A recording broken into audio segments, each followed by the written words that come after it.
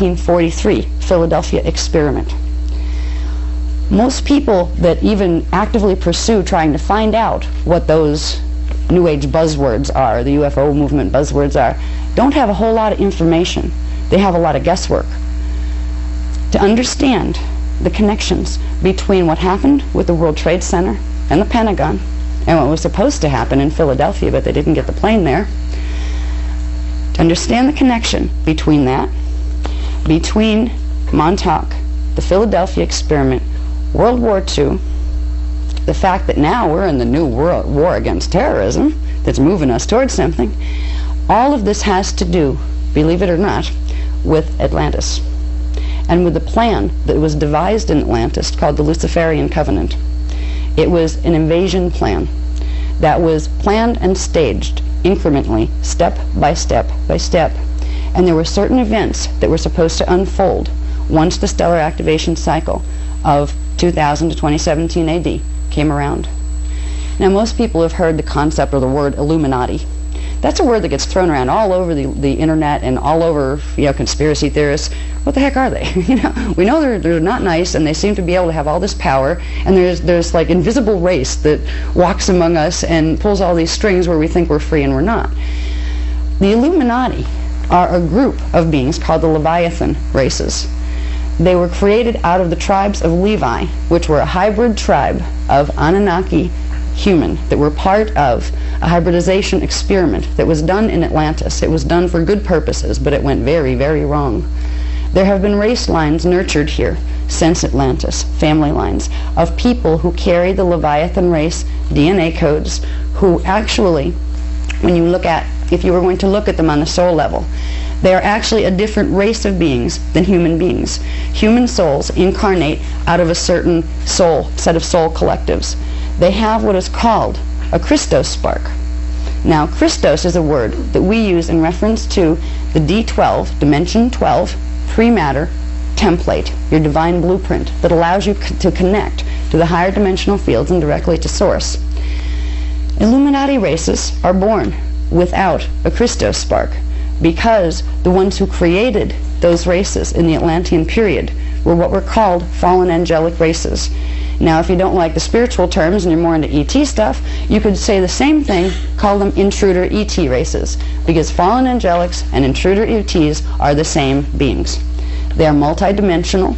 They have the ability to move through matter density levels, which so do we when our DNA is working the right way. We are in the middle of a final conflict drama that started way before Atlantis. Its last round was during the last attempted stellar activation cycle, which was in 22,326 BC. They almost destroyed Earth and the human race in 22,326 BC. But what we call the founders races, the Emerald Covenant founders races, which were the genetic line that humans came out of originally, and these were a Christos race. They were literally from dimensions 13, 14, and 15, and then the Christos races started at dimension 12.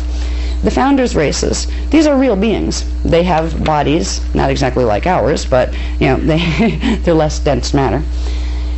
The Christos founders races intervened directly on Earth in 22,326 BC. We wouldn't be here talking about it if they hadn't. There was a stalemate in a very ancient conflict that was continually going on and getting worse and worse. The more fighting was done, the more fighting became. Fighting did not create peace between the fallen angelic races and the angelic human races. The reasons fallen angelic races have been after human races for so long is because human races were created they were created by God, using the founder's genetic imprint to serve as the planetary guardian team for the stargates here, so this place would not be taken over by the fallen angelic legions. They were also commissioned to try to help heal the fallen angelic legions if they could, but not at the expense of getting themselves destroyed. What has happened on this planet, literally, for many, many thousands of years now, if we've been going through what's called a dark cycle of evolution, there were certain frequencies that were no longer available on this planet, D12 frequencies, Christos frequencies. There is, when we think of Christos, most people think of religious and spiritual terms, and that's fine, but there's also a scientific physics equivalent of that spirituality. Spirit is consciousness. Consciousness is a form of energy, and energy does have natural laws of physics to follow. So a very long time ago, before it even got bad in Atlantis, there was an event called the Fall of Brennaway that took place, and that's when we entered our dark cycle. That was in 208,216 BC. In the Fall of Brennaway, it was a stellar activation cycle like this one. We were invaded by a group called the Omicron Draconian races from Alnitak, Orion. Now, Alnitak, if you look on your star charts, is a planet in the Orion system. We were invaded, and our planet's stargates were damaged, and the planetary grids were damaged. So Stargate 11 and 12 would not open, which means the planet could only run 10 dimensions of frequency. The fallen angelic races have a maximum frequency range as far as what they can interfere with, what they can use in their technologies, of dimension 11. The Anunnaki races can access 11-dimensional frequency. The Omicron Draconians can access 10-dimensional frequency. The Guardian races, the human races, the Founders races, could access 12-dimensional frequency and higher. But when this planet had its grids damaged to the point where it could no longer run anything above D10 frequency, we were in trouble. All of a sudden, the frequencies that we used to protect the stargates and the vortices on this planet, we couldn't bring the frequencies through. So progressively, invasions took place. We have a huge history of warring that has taken place on this planet since 208,216 BC. And we have begun, actually, in the book, the new book that's coming out, if we ever get done with this stuff, is called The Forbidden Testaments of Revelation. In that book, we actually show you literally what the history has been, step by step. It's not as if we're just saying this and we think there's some history or we're guessing. The history that I'm talking about comes off records from the Atlantean period called cloister doratura plates. They're holographic discs that hold massive amounts of information. So the history records that I've been translating come from these plates.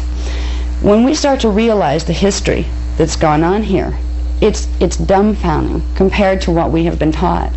Here we're taught that, well, maybe we came out of apes, and somewhere around 5,000 years ago we happened, and maybe the other theory is there's a big bang, and molecules and things collided, and then eventually it turned into pond scum, and then eventually that grew like flippers, and eventually that grew feet, and then we started to walk around, and somehow we became humans. Some real interesting theories we have out there. Talk about holes in the theories. Ours make a whole lot more sense than those two. All right. What's one of the most amazing things, as far as if we're going to get a grasp on our reality today, on what has taken place in our world today, and what we can do to prevent certain things from happening that we'd be much better off without, is the huge challenge of grasping how large human history is, how huge this drama is. We're not just dealing with a couple of terrorist groups over in another country that like to run planes into buildings. They're just puppets.